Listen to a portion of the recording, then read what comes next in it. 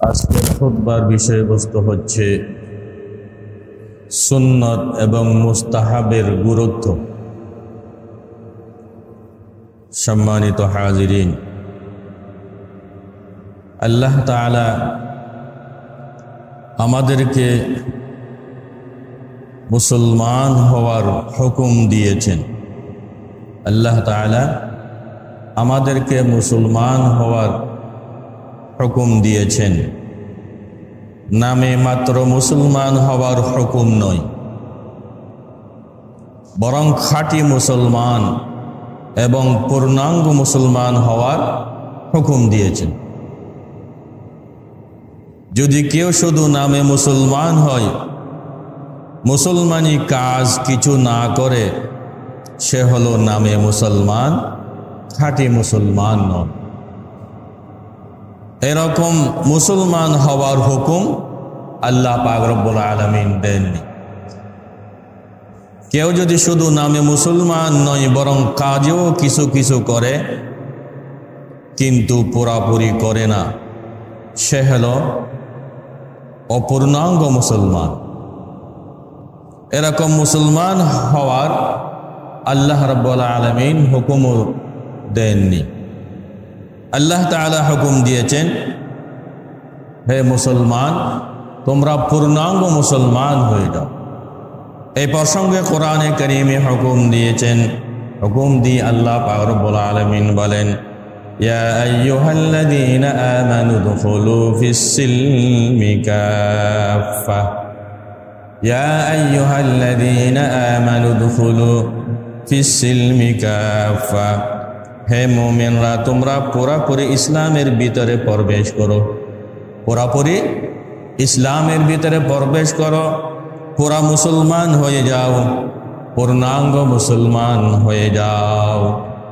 এই আয়াতের মধ্যে আল্লাহ পাক রব্বুল আলামিন ঘোষণা দিয়েছেন, হুকুম করেছেন যে মুসলমান, তোমরা পূর্ণাঙ্গ মুসলমান হয়ে যাও। কিছু মানলাম, কিছু মানলাম না, তাহলে পূর্ণাঙ্গ মুসলমান হবে না। এই আয়াতের মধ্যে আল্লাহ পাক আমাদেরকে পূর্ণাঙ্গ মুসলমান হওয়ার হুকুম দিয়েছেন। পূর্ণাঙ্গ মুসলমান কাকে বলা হবে? যে ব্যক্তি ইসলামের সব কিছু মেনে চলে, সে হলো পূর্ণাঙ্গ মুসলমান। জীবনের সব ক্ষেত্রে ইসলামের বিধিবিধান রয়েছে। জীবনের এমন কোনো ক্ষেত্র নেই যে ক্ষেত্রে ইসলাম কোনো বিধান দেয়নি। এই সব বিধিবিধান যে ব্যক্তি পূর্ণভাবে মেনে চলে, সে হলো পূর্ণাঙ্গ মুসলমান।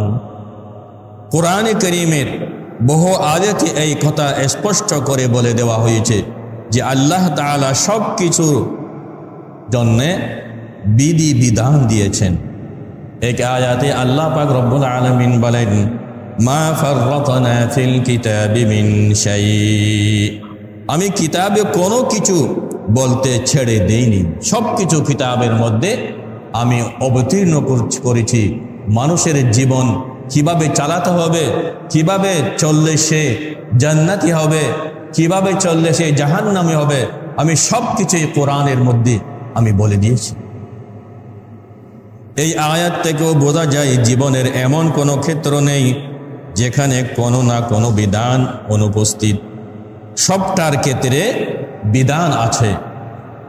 নামাজ, রোজা, হজ, যাকাত ইত্যাদি ইবাদতের ক্ষেত্রে যেমন বিধান আছে, তেমনিভাবে ব্যক্তি জীবনকে কিভাবে চালাতে হবে, পারিবারিক জীবনকে কিভাবে চালাতে হবে, সমাজকে কিভাবে চালাতে হবে, সব কিছুর বিধান বিধিবিধান কোরআনের মধ্যে আল্লাহ অবতীর্ণ করেছেন। ব্যক্তি জীবনের উঠা বসা, চলাফেরা, খাওয়া দাওয়া, সব কিছু, পেশাব পাহানা, ওযু, গোসল, পোশাক পরিচ্ছদ, এমনকি জুতা পরিধান করার বিধান পর্যন্ত আছে। সুবহানাল্লাহ। কিভাবে জুতা পরিধান করবেন, কিভাবে খাবেন, কিভাবে চলাফেরা করবেন, সব কিছু আল্লাহ রব্বুল আলামিন কোরআনের মধ্যে লিখে দিয়েছে। এই সব কিছু যে পূর্ণভাবে মেনে চলবে, সে হলো পূর্ণাঙ্গ মুসলমান। সুবহানাল্লাহ। জীবনের সব ক্ষেত্রে এই যেসব বিধিবিধান রয়েছে তা কয়েক পর্যায়ের। কিছু আছে ফরজ, কিছু আছে ওয়াজিব, কিছু আছে সুন্নত, কিছু আছে মুস্তাহাব, কিছু আছে আদব পর্যায়ে। এই সব পর্যায়ের বিধানগুলি যে মানবে সে হলো পূর্ণাঙ্গ মুসলমান। আমি ফরজ ওয়াজিব মানলাম, সুন্নতের ধার ধারলাম না, মুস্তাহাবের ধার ধারলাম না, আদবের কোনো ধার ধারলাম না, তাহলে সে পূর্ণাঙ্গ মুসলমান হতে পারে না। এক কথায় জীবনের সব ক্ষেত্রের সব পর্যায়ে বিধিবিধান যে মানবে সে হলো পূর্ণাঙ্গ মুসলমান। কিছু মানলাম, কিছু মানলাম না। ফরজ নামাজ, ফরজ মানলাম, ফরজ মানলাম, সুন্নত মানলাম না, সুন্নত মানলাম কিন্তু মুস্তাহাবের ধার ধারলাম না, তাহলে আমি পূর্ণাঙ্গ মুসলমান নই। তাই সুন্নত, মুস্তাহাব, আদব এগুলি কি গুরুত্বপূর্ণ। মোট কথা সুন্নত, মুস্তাহাব, আদব এগুলি গুরুত্বপূর্ণ হওয়ার একটি দিক হলো পূর্ণাঙ্গ মুসলমান হতে হলে এই সব ধরনের বিধিবিধানের উপর আমল করতে হবে। সুন্নত, মুস্তাহাব, আদব এগুলি গুরুত্বপূর্ণ হওয়ার আরেকটি দিক হলো শরীয়তে সুন্নত, মুস্তাহাব, আদব এগুলির মধ্যে যদিও স্তরগত কিছু পার্থক্য আছে, গুরুত্বের মধ্যে কিছু কম বেশি আছে, কিন্তু সবটাই আল্লাহ রসুলের বিধান।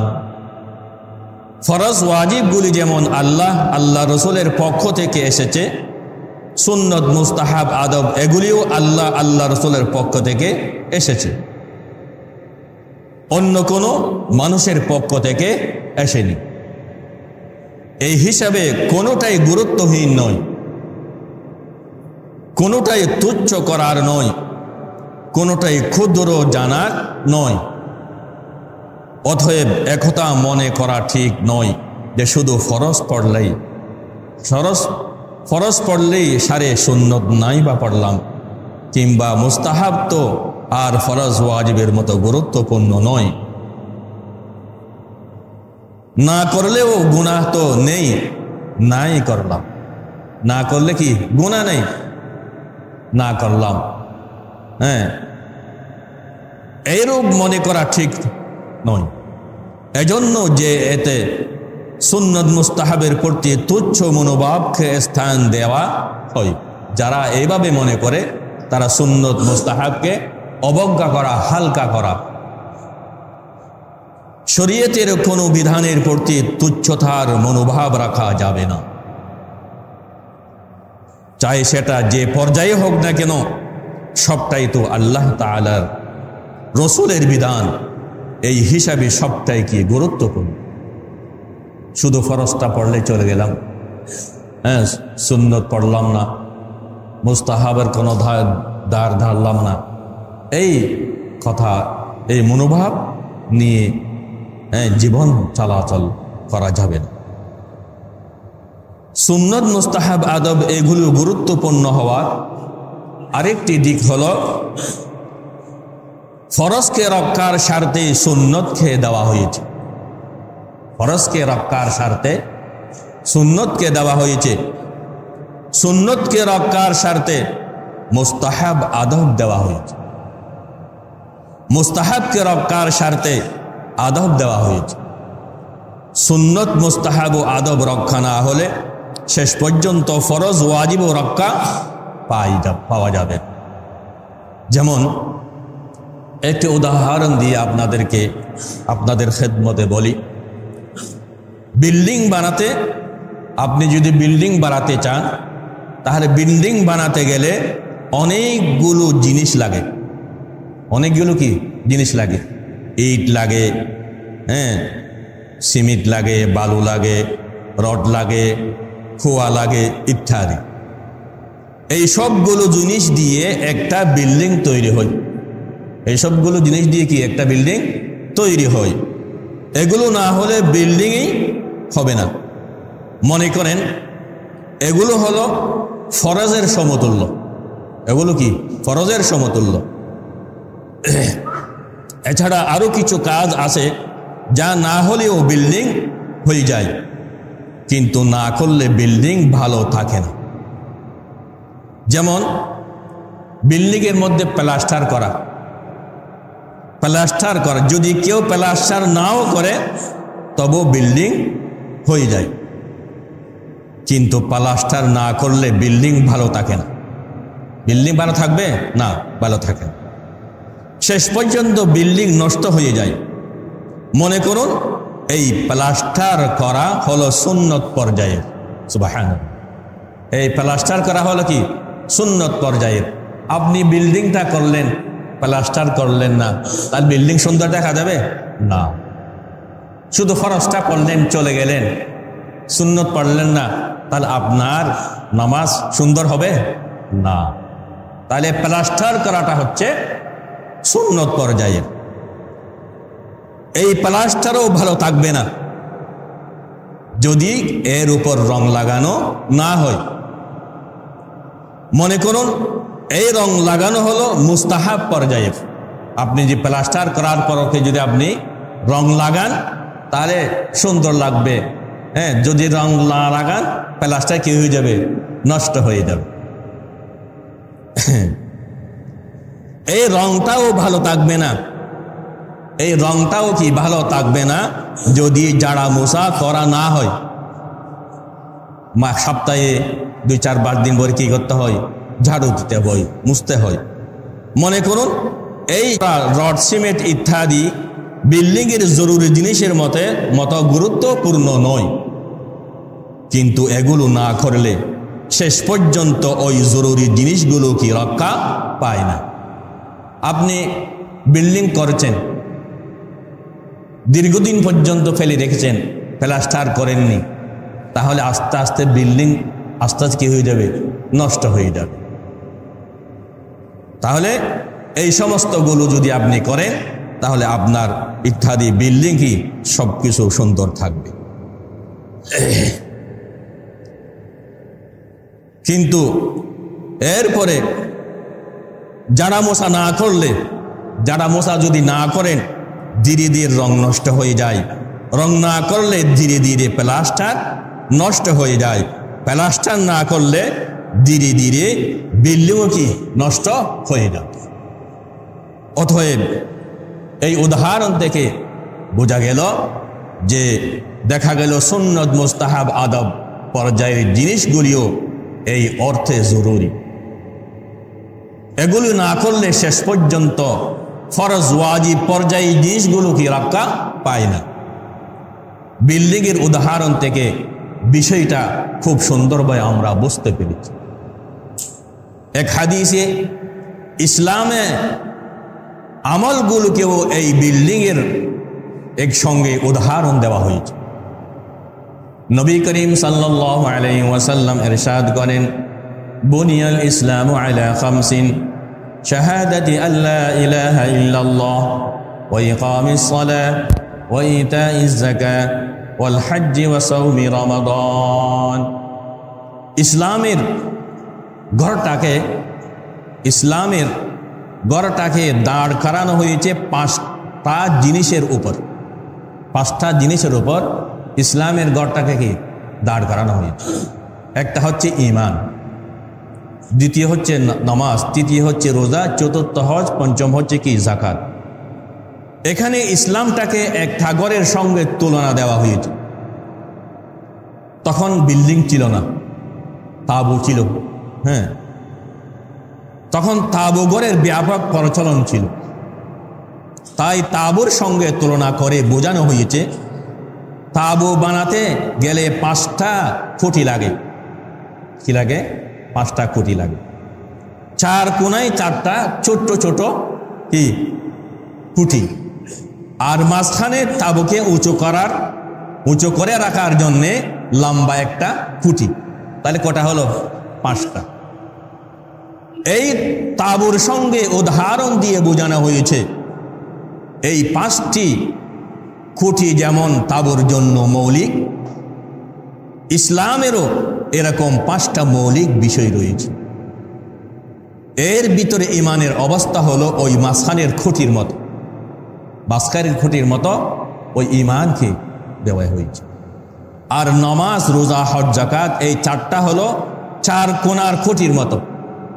চার কোণার খুঁটির মতো কি ওই চারটা।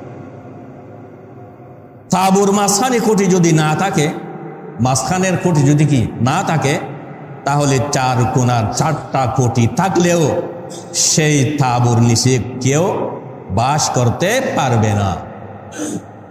কারণ মাঝখানের খুঁটি না থাকলে তাঁবু কি দাঁড়াই থাকবে না, ভেঙে পড়বে। তদ্রূপ ঈমান হলো মাঝখানের খুঁটির মতো। সুবহানাল্লাহ। ঈমান হলো মাঝখানের কিসের মতো? খুঁটির মতো। ঈমান ঠিক না থাকলে অবশিষ্ট খুঁটিগুলি থাকলেও তা কাজে আসবে না। ঈমান ঠিক না থাকলে নামাজ, রোজা, যাকাত, হজ ইত্যাদি কোনোটাই কাজে আসবে না। এই হাদিসে ইসলামকে ঘরের সঙ্গে তুলনা দেওয়া হয়েছে। তাই ইসলামের বিষয়গুলোকে ঘরের সঙ্গে তুলনা করে বোঝা যেতে পারে। তাই আমরা বিল্ডিংয়ের সঙ্গে আমলগুলোর উদাহরণ দিয়ে বলেছি। ফরজ, এটা ফরজ কি? ফরজ ওয়াজিব রক্ষার জন্যে, ফরজ ওয়াজিব রক্ষার জন্য কি সুন্নতকে আদায় করতে হবে। ফরজ ওয়াজিব রক্ষার জন্যে সুন্নত, সুন্নত রক্ষার জন্যে মুস্তাহাব, আর মুস্তাহাব রক্ষার জন্যে আদব। সুবহানাল্লাহ। আদব রক্ষা না হলে মুস্তাহাব রক্ষা হবে না। আদব রক্ষা না হলে মুস্তাহাব রক্ষা হবে না। মুস্তাহাব রক্ষা না হলে সুন্নত রক্ষা হবে না। আর সুন্নত রক্ষা না হলে ফরজ ওয়াজিব রক্ষা হবে না। যেমন উদাহরণ দিয়ে আপনাদেরকে বলি, যেমন জামাতে নামাজ পড়া সুন্নত এবং গুরুত্বপূর্ণ সুন্নত। ইমামদের মধ্যে কেউ ওয়াজিব পর্যায়ে বলেছেন, জামাতে নামাজ পড়া ওয়াজিব বলেছেন। কেউ যদি এই সুন্নতটা ছেড়ে দেয় যে জামাতে নামাজ পড়া সুন্নত, ঘরে পড়লেও তো নামাজ হয়ে যায়, ঘরে পড়লেও কি নামাজ হয়ে যায়, এই মনে করে ঘরে নামাজ পড়তে থাকলো, দেখা যাবে আস্তে আস্তে তার মধ্যে নামাজের সময়ের যে একটা নিয়ম আছে এটা আস্তে আস্তে কমে যাবে। ভাববে সময় তো আছে, একটু পরে পড়ে নিব। এভাবে দেখা যাবে কোনো একদিন সে মকরুহ ওয়াক্তে যে নামাজ পড়ছে, আরেকদিন মকরুহ ওয়াক্তেও সে পাবে না, মকরুহ ওয়াক্তেও সে পড়বে না। হ্যাঁ, তাহলে এইভাবে আস্তে আস্তে ফরজ ছোটা আরম্ভ হয়ে যাবে। হ্যাঁ, আজকে তো সময় নেই, একটু রাত্রে এশার পরে সব নামাজটা পড়ে নেব। যখন ঘরে আসলো ক্লান্ত হয়ে গেল, যাক আজকে পড়বো না, আগামীকাল পড়বো। এভাবে সে করতে করতে এক সপ্তাহ পর্যন্ত তার ফরজ নামাজ ছুটে গেল। এরপরে এক সপ্তাহ, 2 সপ্তাহ, 3 সপ্তাহ, মাস চলে গেল। তারপরে বলবে এতগুলো নামাজ কাজা করা কি সম্ভব? যাক পরে দেখা যাক, শুধু জুমাটা পড়বো। কি পড়বো? জুমাটা পড়বো, ঈদের নামাজটা পড়বো। এরকম আমাদের সমাজের মধ্যে আসে না? আছে। আল্লাহ সবাইকে হেফাজত করেন। তাহলে দেখা গেল জামাতে নামাজ পড়া সুন্নত, এই সুন্নত রক্ষা না করার কারণে তার ফরজ রক্ষা হলো না। সব আমলের ক্ষেত্রেই এইরকম। সুন্নত, মুস্তাহাব, আদব এগুলির গুরুত্বপূর্ণ হওয়ার আরেকটি দিক হলো, কেউ যখন সুন্নত, মুস্তাহাব ও আদব পর্যায়ের আমল ছাড়তে শুরু করে, তখন আমলের লাইনে তার এমন বেবরকত শুরু হয়, শেষ পর্যন্ত সে ফরজ ওয়াজিব ছাড়তে শুরু করে। এমনকি এর বেবরকতিতে শেষ নাগাদ সে কাফের পর্যন্ত হয়ে যেতে পারে। নাউযুবিল্লাহ। সুন্নত, মুস্তাহাব ও আদব পর্যায়ের আমল হলো উঁচু পর্যায়ের আমল। উঁচু পর্যায়ের কি আমল? এই উঁচু পর্যায় থেকে যখন কেউ নামতে শুরু করে, তখন নামতে নামতে শেষ পর্যন্ত সে চরম পর্যায়ে অধপতনে সে চলে যেতে পারে। যেমন অর্থাৎ সে নাউযুবিল্লাহ কাফের হয়ে যেতে পারে। যেমন একটি উদাহরণ দিয়ে আপনাদেরকে বলি, একটা গাড়ি উপর দিকে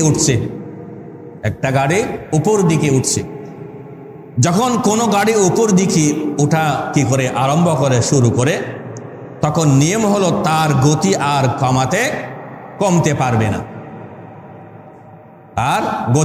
পারবে না, বরং গতি বাড়িয়ে যেতে হবে।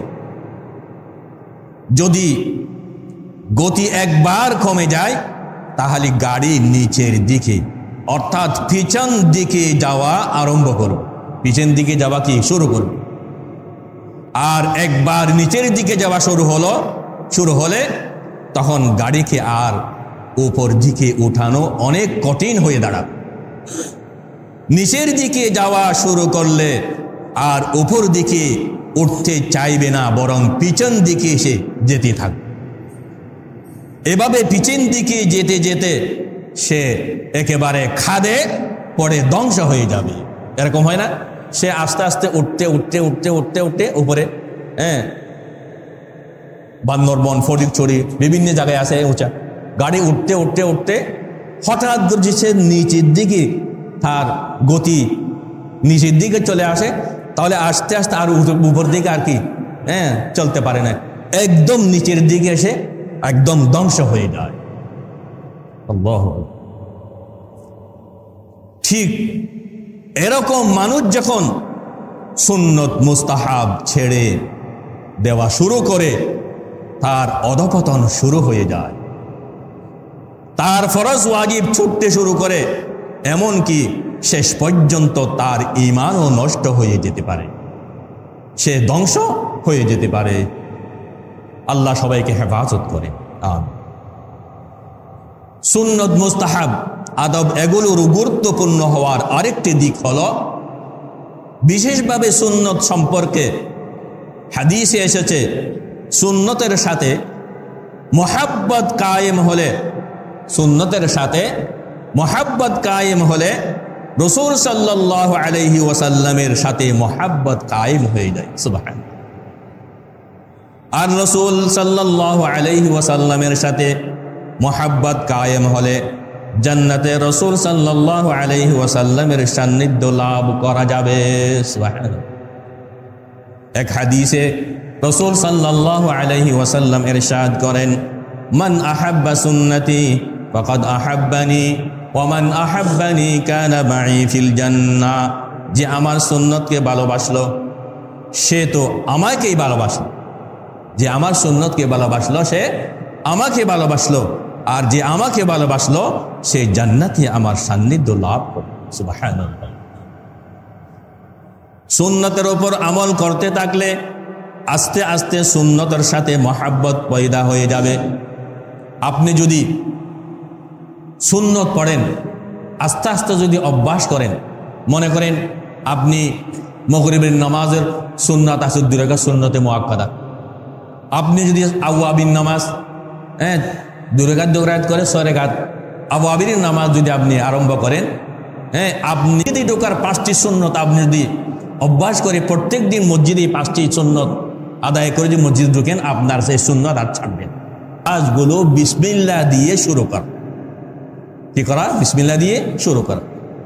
আর সমস্ত ভালো কাজগুলোকে ডান দিক দিয়ে কি শুরু করা। আরেকটা সুন্নতের কথা বলেছিলেন, বেশি বেশি সালাম করা, আফসুস সালাম, বেশি বেশি সালাম করা। এই 3টি সুন্নত, গুরুত্বপূর্ণ সুন্নত যদি আপনি করতে থাকেন, বাকি সুন্নতগুলো আপনার জন্য সহজ হয়ে যাবে। সুবহানাল্লাহ। আপনি সমতল জমিনে হাঁটার সময় লা ইলাহা ইল্লাল্লাহ, উপরে ওঠার সময় আল্লাহু আকবার, নিচে নামার সময় সুবহানাল্লাহ, এগুলো আপনার থেকে অতি সহজে আপনার থেকে সুন্নত এটা কি অটোমেটিক আদায় হয়ে যাবে। সুবহানাল্লাহ। আপনি করে দেখেন না। তাহলে সুন্নতের উপর আমল করতে থাকলে আস্তে আস্তে সুন্নতের সাথে মহাব্বত পয়দা হয়ে যাবে। আর এই মহাব্বত শেষ পর্যন্ত আমাদেরকে শুধু জান্নাতেই পৌঁছাবে না, বরং জান্নাতে রাসূল সাল্লাল্লাহু আলাইহি ওয়াসাল্লামের সান্নিধ্য লাভ করাবে।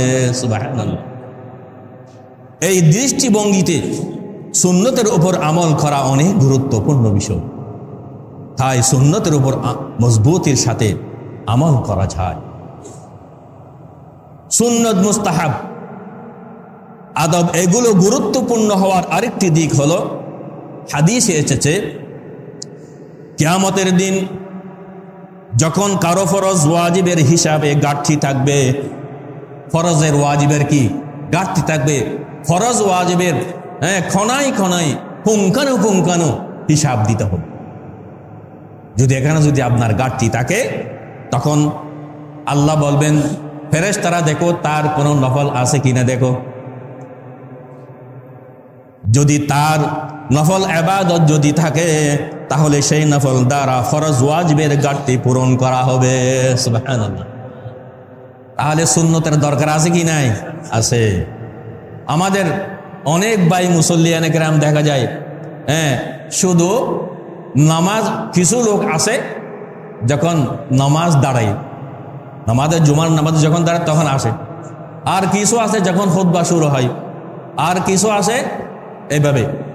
আর সুন্নত তো দাঁড়ে না, সুন্নত পড়ে না। নামাজের কবলের জুমা 4 রাকাত সুন্নত মুআক্কাদা, বাদাল জুমা 4 রাকাত সুন্নত মুআক্কাদা, এটা অবশ্যই করতে হবে। এটা সুন্নত মুআক্কাদা। কেউ যদি ইচ্ছাকৃতভাবে যদি না পড়ে, এটা কবিরা গুনাহ। কবিরা গুনাহ তওবা ছাড়া কি হয় না, মাফ হয় না। হ্যাঁ, যদি আপনার যদি সময় নেয়, অসুবিধা হয়েছে, একটু তাড়া, অসুবিধা আছে, তাহলে অন্য কথা। আবার একটা দেখেন, ফরজ যদি আপনার ছুটে যায়, এটা কজা করে দিতে হবে, কজা করে দিতে হবে। আপনার যদি সুন্নত যদি আপনার ছুটে যায়, ওয়াক্তের ভিতরে যদি আপনি সময় পান, পড়ে দিতে পারবেন। ওয়াক্তের বাইরে চলে গেলে আপনার কি কজা নাই, সুন্নতে কি নাই, কজা নাই। এই মশলাগুলো পড়বেন, খেয়াল রাখবেন। আল্লাহু আকবার। এবং তার নাজাতের ব্যবস্থা হবে। তাই সব ধরনের আমলের ক্ষেত্রে ফরজের সাথে সাথে কিছু নফলও রাখা চাই। নামাজ, রোজা, হজ, যাকাত ইত্যাদি সব ধরনের আমলের ক্ষেত্রেই ফরজের সাথে সাথে নফলও করে রাখা চাই। নফল নামাজ দ্বারা ফরজ ওয়াজিব নামাজের ঘাটতি পূরণ করা হবে। নফল রোজা, আপনি রোজা রেখেছেন, ফরজ রোজা রমজানের ফরজ রোজা, এই ফরজ রোজার মধ্যে যদি আপনার কোনো ঘাটতি হয়ে যায়, সেজন্য হাদিসের মধ্যে আসে কি নফল রোজা রাখ। সওয়ালের 6 রোজা, মাসে 13, 14, 15 এগুলোকে বলা হয় আইয়ামে বিস। বৃহস্পতিবার, সোমবার 2টি রোজা, নফল রোজা রাখো। তার নফল রোজা রাখলে ওই ফরজ রোজার যে ঘাটতি হয়ে গেল, এগুলো পূরণ, আল্লাহ কি ঘাটতি পূরণ করে দেবে। সুবহানাল্লাহ। কত যে সহজ ইসলাম। এরপরে আপনি দেখেন হজ, জীবনে একবার হজ ফরজ, বারবার করা এটা কি নফল।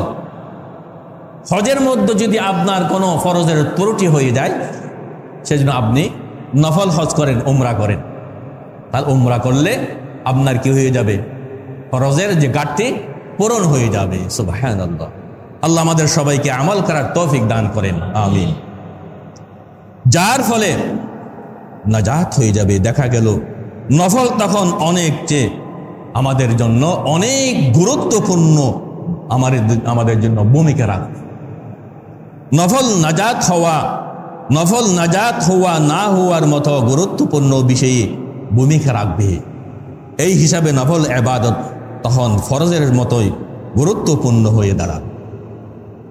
সুন্নত, মুস্তাহাব, আদব এগুলির গুরুত্বপূর্ণ হওয়ার আরেকটি দিক হলো, এর দ্বারা আল্লাহ ভালোবাসা লাভ করা যায়। আল্লাহর ভালোবাসা কি লাভ করা যায়। বিশেষভাবে সুন্নত সম্পর্কে এই কথা প্রযোজ্য যে রাসূল সাল্লাল্লাহু আলাইহি ওয়াসাল্লাম এর সুন্নত মুস্তাহাবকে আমল করলে রাসূল সাল্লাল্লাহু আলাইহি ওয়াসাল্লামের অনুসরণ করা হবে। আর রাসূল সাল্লাল্লাহু আলাইহি ওয়াসাল্লামের অনুসরণ করলে আল্লাহ তাআলার অনুসরণ করা হবে। আর আল্লাহ তাআলার অনুসরণ করলে আল্লাহ তাআলার ভালোবাসা লাভ করা যাবে। কোরআনে কারীমে আল্লাহ পাক রব্বুল আলামিন বলেন, কুল ইন কুনতুম তুহিব্বুনাল্লাহা ফাত্তাবিউনি ইউহিব্বুকুমুল্লাহ ওয়া ইয়াগফির লাকুম যুনুবাকুম ওয়াল্লাহু গফুরুর রহিম। হে নবী, তুমি মানুষকে বলে দাও, কুল, আপনি মানুষকে বলে দাও, ইন কুনতুম তুহিব্বুনাল্লাহ, যদি তোমরা আল্লাহকে ভালোবাসতে চাও, ইন কুনতুম তুহিব্বুনাল্লাহ, যদি তোমরা আল্লাহকে ভালোবাসতে চাও, ফাত্তাবিউনি, তাহলে আমার অনুসরণ করো। আমার কি করো? অনুসরণ করো। ইউহিব্বুকুমুল্লাহ, তাহলে তোমরা তোমাদেরকে আল্লাহ কি করবেন? ভালোবাসবেন। সুবহানাল্লাহ। তাহলে আমরা আল্লাহর ভালোবাসা দেখতে চাই ইনশাআল্লাহ। তাহলে এতেগুলো সুন্নত সম্পর্কে কথা। মুস্তাহাব এবং নফল আমল দ্বারাও মানুষ আল্লাহর প্রিয় হয়ে যেতে পারে। একথা হাদিসে কুদসিতে এসেছে যে মুস্তাহাব এবং নফল আমল দ্বারা আল্লাহর ভালোবাসা লাভ হয়। এর দ্বারা মানুষ আল্লাহর নৈকট্য প্রাপ্ত হতে পারে, আল্লাহর ওলি হয়ে যেতে পারে। আমরা দেখতে পাই দুনিয়ার মধ্যে যত আল্লাহর ওলি হয়েছে নফল নামাজের দ্বারা হয়েছে। তাহাজ্জুদের নামাজ দ্বারা, আওয়াবির নামাজ দ্বারা, এশরাকের নামাজ দ্বারা, চাশতের নামাজ দ্বারা কি হয়ে যায়? আল্লাহ ওলি হয়ে যায়। এই ফরজগুলো তো আপনার থেকে আদায় করতে হবে। আপনি একজনের চাকরি করেন 5 ঘন্টা, 5 ঘন্টা আপনার ডিউটি। এরপরে যদি আপনি মালিককে খুশি করার জন্য যদি আপনি 6 ঘন্টা 7 ঘন্টা করেন, তাহলে মালিক আপনার উপর সন্তুষ্ট হবেন না? সন্তুষ্ট হবেন, সাথে সাথে আপনাকে অনেক কি পুরস্কৃত করবে। তেমনি ভাবে আল্লাহ বলেন, বান্দা আমার ডিউটিতেও 5 ওয়াক্ত ফরজ নামাজ সে আদায় করেছে, 5 ওয়াক্ত ফরজ নামাজ সে আদায় করেছে, কিন্তু সে এশরাকের নামাজ ছাড়েনি, তাহাজ্জুদের নামাজ ছাড়েনি, এশরাকের নামাজ ছাড়েনি, আওয়াবির নামাজ ছাড়েনি, সালাতুদ দুহা ছাড়েনি, কোরআন তেলাওয়াত ছাড়েনি, জিকির আসকার ছাড়েনি। আমি তার জন্য হয়ে গেছি সুবহানাল্লাহ। আল্লাহ, সেজন্য আল্লাহর বন্ধু হয়ে যায়। আল্লাহর কি হয়ে যায়? বন্ধু হয়ে যায়। কোরআনে মাজিদে আল্লাহ পাক রব্বুল আলামিন বলেন, আলা ইন্না আউলিয়া আল্লাহ লা খাউফুন আলাইহিম ওয়া লা হুম ইয়াহজানুন। খবরদার, যারা আল্লাহর ওলি আছে তাদের কোনো ভয় নাই। লা খাউফুন আলাইহিম, তাদের কোনো কি নাই? ভয় নাই। ওয়া লা হুম ইয়াহজানুন, তাদের কোনো পেরেশানি নেই। সুবহানাল্লাহ। আমাদেরকে আল্লাহ পাক রব্বুল আলামিন আল্লাহর ওলি হওয়ার তৌফিক দান করেন, আমিন। সম্মানিত হাজিরিন, দেখা গেল সুন্নত মুস্তাহাবের এত দাম যে সুন্নত মুস্তাহাবের উপর আমল করার দ্বারা মানুষ আল্লাহর বুজুর্গ, আল্লাহর ওলি হয়ে যেতে পারে, আল্লাহর ওলি হয়ে যেতে পারে। কিন্তু আমাদের কাছে সুন্নত মুস্তাহাবের উপর আমলের তেমন গুরুত্ব নেই, আমলের তেমন কি নাই? গুরুত্ব নেই। জীবনের কোন ক্ষেত্রে কয়টা সুন্নত, কয়টা মুস্তাহাব, কয়টা আদব, এগুলো যদি আমল করতাম তাহলে আমার জীবনটা কি হতো? সুন্দর। নামাজের মধ্যে 51টি সুন্নত আছে, নামাজের মধ্যে 51টি সুন্নত আছে। সোজা হয়ে দাঁড়ানো, আমার কপালগুলো কিবলার দিকে। অনেকে আমরা দেখি এভাবে নিয়তটা বেঁধে এভাবে, আমার চেহারা এদিকে তাকে, কিন্তু কিবলার দিকে তাকাতে হবে, কিবলার দিকে, নজর সাইদের দিকে। এভাবে হাত বাঁধতে হবে। ডান হাতের তালু বাম হাতের পিঠের উপর 3 আঙ্গুল এভাবে রেখে, এভাবে কি নাভির নিচে হাত বাঁধতে হবে। এগুলো সুন্নত। আপনি যদি এভাবে করেন এটা হয়ে যাবে, কিন্তু নাবির নিচে হাত বাড়া এটা উত্তম সুন্নত। অনেকে দেখা যায় এভাবে করে মহিলারা সদর ফৌক সদর, নাবির উপর সিনার উপর তারা মহিলারা হাত বাঁধে। হ্যাঁ, মহিলা এবং পুরুষের নামাজ পার্থক্য আছে। অনেকে বলে মহিলা এবং পুরুষের নামাজ একই না, বেশ কম আছে। তাহলে মহিলারা হাত বাঁধবে সিনার। ছোট্ট ছোট্ট বাচ্চাদেরকে আমাদেরকে তাদের কি করতে হবে? আদেশ শিক্ষা দিতে হবে।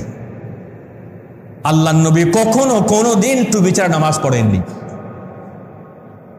শুধু হজ উমরার মধ্যে টুপি ছিল।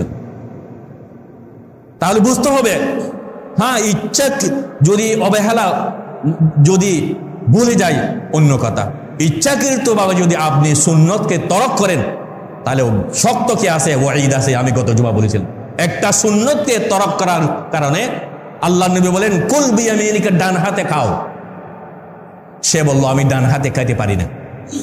আসলে ও পারে, মিথ্যা কথা বলেছে। সে তার দিলের মধ্যে অহংকার এসে গেল, এতগুলো মানুষের সামনে আমাকে অপমান করলো আল্লাহর নবী। সে বলল আমি ডান হাতে খাইতে পারি না। আচ্ছা, তখন আল্লাহর নবীকে ওহির মাধ্যমে আল্লাহ বাতলে দিলেন, হ্যাঁ, জানাই দিলেন নবী সে হচ্ছে মুনাফিক। মুমিন মুসলমান কোনোদিন আল্লাহর নবীর সামনে এভাবে কথা বলতে পারে না। তখন আল্লাহর নবী বলেন তুমি যদি বলছো আমি ডান হাতে খেতে পারি না, তাহলে তুমি মৃত্যু পর্যন্ত তোমার ডান হাত তোমার মুখের উপর তুলতে পারবে না। দেখা গেল মৃত্যু পর্যন্ত তার ডান হাত আর মুখে তুলতে পারে নাই, নাউযুবিল্লাহ। তাহলে একটা সুন্নতকে অবজ্ঞা হালকা করার কারণে তার উপর দুনিয়ার মধ্যে শাস্তি, পরে কালে তো শাস্তি আছে। সেজন্যে এক একটা সুন্নত আল্লাহর নবীর সুন্নত। আপনি যত সুন্নত উপর আমল করবেন আপনার ইবাদত সুন্দর হবে। আপনার ইবাদত কি হবে? সুন্দর হবে। হ্যাঁ, যেমন আমি বিল্ডিং এর কি উদাহরণ দিয়েছি। হ্যাঁ, বিল্ডিং এর মধ্যে রড লাগে, সিমেন্ট লাগে, কিন্তু প্লাস্টার না করলে চলে, রং না করলেও কি চলে। যদি রং না করেন, প্লাস্টার না করেন, বিল্ডিং কি হয়ে যাবে? নষ্ট হয়ে যাবে। সুন্নত এটা কি? বিল্ডিং এর ফরজের সমতুল্য। আপনি যে সুন্নত ছেড়ে দেন তার আস্তে আস্তে আপনার ফরজও কি হয়ে যাবে? ছুটে যাবে। আল্লাহ পাক রব্বুল আলামিন আমাদের সবাইকে সুন্নত মোতাবেক আমল করার তৌফিক দান করেন। আমিন। আসসালামু আলাইকুম ওয়া রাহমাতুল্লাহ।